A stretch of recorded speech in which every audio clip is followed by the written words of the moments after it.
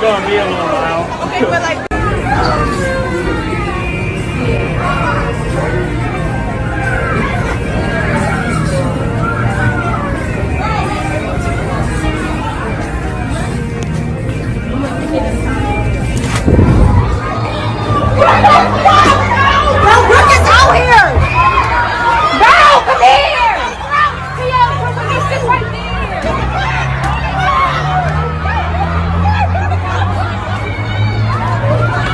So what the Congressional Black Caucus is calling for now is for the FBI to set up a meeting between members of the CBC and the people that wrote the document, because nobody can account for this.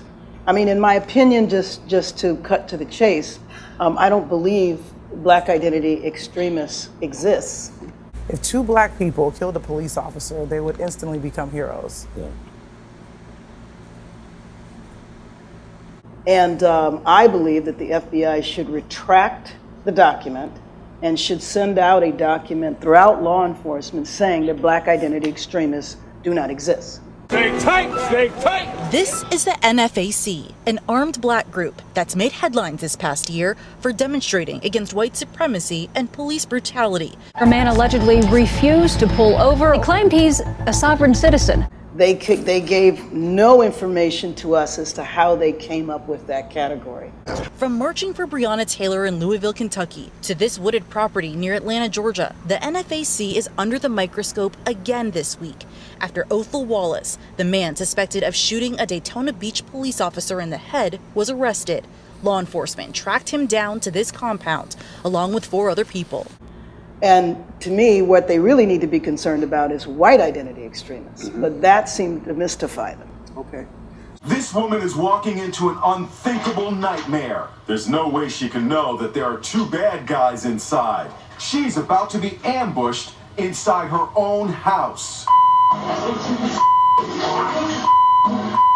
What happens next is terrifying. They not only beat her, they also took off with her most cherished possession, her 11-month-old French bulldog, Milani. You can see them fleeing on the doorbell camera. I have the black eye. And this is Amanda today. I was saying to them, please don't take my dog, please don't take my dog. Thefts of French bulldogs are on the rise. Okay. So we're all on the same page here. I have to put my professor hat on for a moment. As far as when we talk about extremism, we're talking about something that's radical in opinion. I don't want to say we need to go start killing all white folks, but it's like, but maybe. Of attacks since the 90s, according to data collected by an organization at West Point. Oh my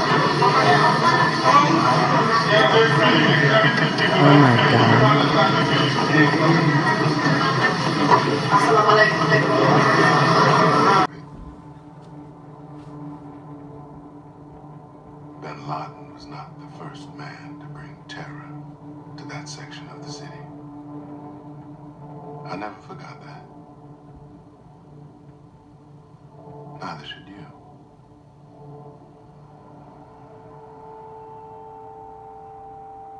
All white people are racist.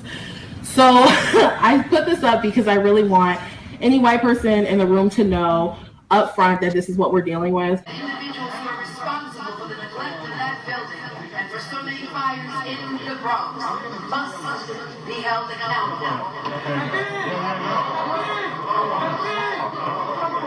No individual should have to have space heaters. No individual should have doors that do not close. Especially in political matters. Extremism is a constitutionally protected right in this country, and so that's something we have to understand and acknowledge. What really concerns me about this report, having been in law enforcement, having been in fusion centers, is that this report's gone out to almost 18,000 law enforcement agencies, right, some of which have intelligence departments. Are we hearing about BIE concerns from any local law enforcement or other agencies other than the Bureau? No, I mean, basically, you know, that document cites organizations from many, many years ago, and it cites the 3 or 4 incidences in which African Americans were involved in killing law enforcement officers. And ironically, the only individual that was connected to an organization was the guy that committed the murders in Baton Rouge, and he was connected to Sovereign Nation, which is a white organization. So, you know, the point of the document is that it's saying that black identity extremists are organized to kill law enforcement officers.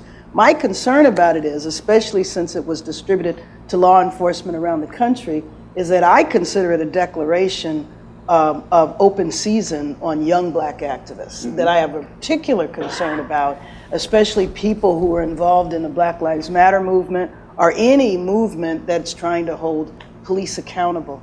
And to me, it was just a throwback to the past. It reminded me of my days here in Los Angeles as a young activist protesting the LAPD and the level of repression that we went through. There was nobody we could talk to during those years. And so I feel a very personal responsibility to make sure that that document is retracted. Let's go back to those years. Oh, go ahead.